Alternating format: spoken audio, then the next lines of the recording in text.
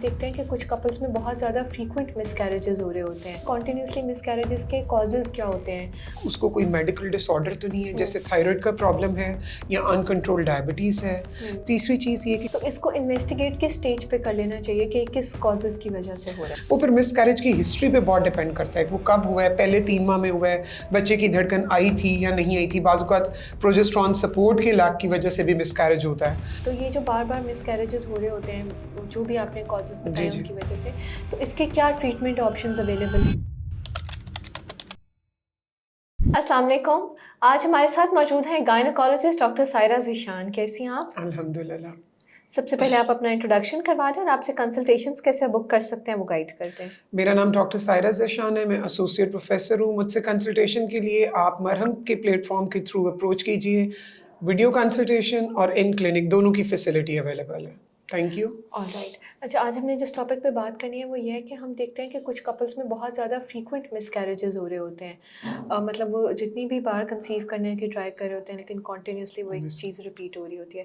तो सबसे पहले ये बताएं कि कॉन्टिन्यूसली मिसकैरेजेस के कॉजेज़ क्या होते हैं?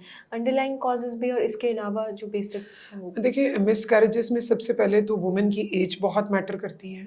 दूसरी चीज़ फिर ये है कि आप उसको कोई मेडिकल डिसऑर्डर तो नहीं है, जैसे थायराइड का प्रॉब्लम है या अनकंट्रोल्ड डायबिटीज़ है। तीसरी चीज़ ये कि कज़न मैरिज में क्रोमोसोमल प्रॉब्लम्स हो जाती हैं, उसकी वजह से मिसकैरेज का चांस ज़्यादा होता है।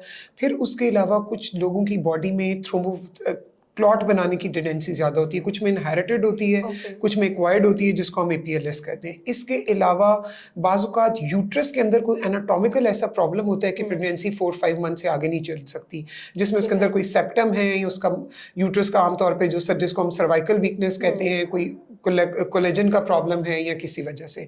इसके अलावा स्ट्रेस एक बहुत बड़ा फैक्टर है। पीसीओज़ में ये चीज़ ज़्यादा कॉमन है।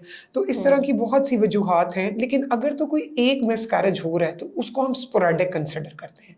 लेकिन अगर 3 कंसेक्टिव मिसकैरेज हुए हैं तो वो रिकरेंट मिसकैरेज की कैटेगरी में आता है और उसके लिए फिर हमने ये सारा वर्कअप कराना होता है। ठीक है, तो इसको इन्वेस्टिगेट किस स्टेज पे कर लेना चाहिए कि किस कॉजेज़ की वजह से हो रहा है? अगर तो आपके 2 मिसकैरेजेस हो गए हैं, मतलब तो फिर ये है कि आप उसको देखें ज़रूर कि उसके अंदर क्या फैक्टर है। ख़ास तौर पे आप उसमें थायराइड का या फिर उसमें अनकंट्रोल्ड डायबिटीज़ का या कोई एक अल्ट्रासाउंड चाहिए हमें, जिसमें को पता है कि यूट्रस में तो कोई प्रॉब्लम नहीं है। वो फिर मिसकैरेज की हिस्ट्री पे बहुत डिपेंड करता है कि वो कब हुआ है, पहले 3 माह में हुआ है, बच्चे की धड़कन आई थी या नहीं आई थी। बाज़ औक़ात प्रोजेस्टेरोन सपोर्ट के लैक की वजह से भी मिसकैरेज होता है। ये उसकी कंप्लीट हिस्ट्री, लेकिन यूजुअली 2 मिसकैरेजेस के बाद हम उसका वर्कअप स्टार्ट करते हैं और 3 के बाद तो वो मस्ट है। ऑलराइट। अभी जैसे आपने पहले कहा कि जेनेटिक्स प्रॉब्लम भी कुछ होते हैं या इस तरह की कुछ प्रॉब्लम भी, तो वो क्या कॉजेज़ होते हैं जेनेटिकली भी जो प्रॉब्लम होते हैं जो कॉज़ जेनेटिकली करते हैं? कज़न मैरिजेज़ में ट्रांसलोकेशंस होती हैं। इसके अलावा जो मिसमैच क्रोमोसोम मैचअप होता है, तो उसके लिए फिर ये होता है कि जो कंसेप्चुअस होता है, उसके ऊपर हम जो है ना कैरियोटाइपिंग या क्रोमोसोमल एनालिसिस कराते हैं। लेकिन that is a very expensive test और वो हर जगह पे उसकी फैसिलिटी अवेलेबल नहीं है। तो इसलिए उसकी और ढेर सारे ऐसे फैक्टर्स हैं जो उसमें रिस्पॉन्सिबल होते हैं, तो उनको हम उतना अच्छा इन्वेस्टिगेट नहीं कर सकते।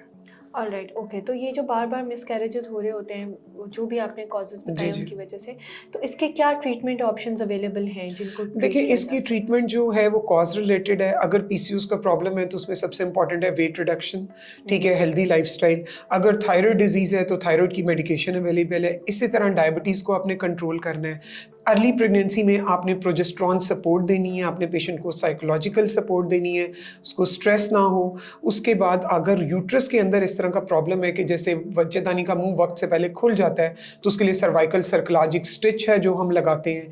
या अगर कोई सेप्टम है तो हम स्टेरोस्कोप कैमरे के थ्रू जाके पहले वो सेप्टम रिसेक्ट कर सकते हैं। इसके अलावा अगर पेशेंट स्मोकर है या किसी भी किस्म की कोई और इस तरह की ड्रग्स ले रही है तो वो उसको कंप्लीटली बंद करनी होगी। लेकिन बेहतर ये है कि अगर 2 मिसकैरेजेस हैं तो आप कंसल्टेंट से फ़ौरन कंसल्ट करें ताकि आपका डिटेल्ड वर्कअप हो सके और उसके मुताबिक हम स्पेसिफिक कॉज़ को ट्रीट कर सकें। बिल्कुल ठीक है। उम्मीद है कि आज की वीडियो आप लोगों के लिए बहुत हेल्पफुल साबित रही होगी। अगर आपके भी कुछ ऐसे कंसर्न्स हैं तो बिल्कुल इसको डिले ना करें और अभी अपनी गायनेकोलॉजिस्ट से कंसल्टेशन बुक करें। Thank you.